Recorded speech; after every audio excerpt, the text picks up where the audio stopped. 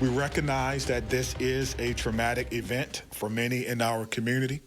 We hope that you will reach out to someone if you are struggling trying to make sense of this incident. We are learning more about the murder of a woman on Madison's east side last Wednesday and police attempts to catch the suspect we now know as Justin Koppmeyer. Madison Police Chief Shon said that over the course of 13 minutes on Friday, Madison police got a report that he was armed in Madison. Officers followed him into the Kwik Trip on East Washington Avenue. Catherine Merck has more on what police are still looking into. Police Chief Shon said today that Koppmeyer is suspected of killing his girlfriend of nearly a year on Wednesday on Madison's east side. That makes 2 Madison women whose murders in the past week are suspected to be related to domestic violence, and many are mourning these losses. Our community was reminded that lives can change in a matter of minutes. Over the course of 13 minutes, police got a report that 39-year-old Justin Koppmeyer was armed and in the Madison area. 3500 block, he's armed with a handgun, he's inside. The Kwik Trip where he was spotted on East Washington Avenue became the site of his death. Police say he shot himself.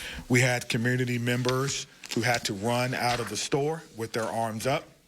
We had people living nearby seeing and observing a large police presence, and our SWAT officers surrounding this business. What led police to search for Koppmeyer in the first place came from a domestic violence death.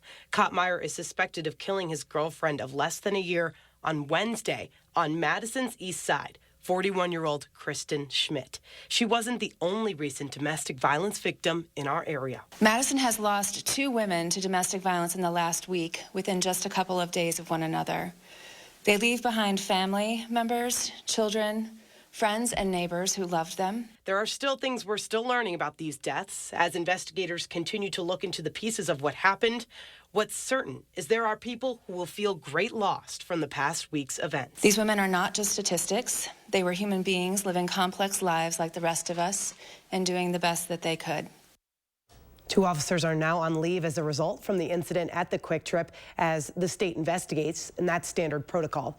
We don't know their identities yet. The department is still waiting for medical examiners to figure out if the officers' shot hit Koppmeyer.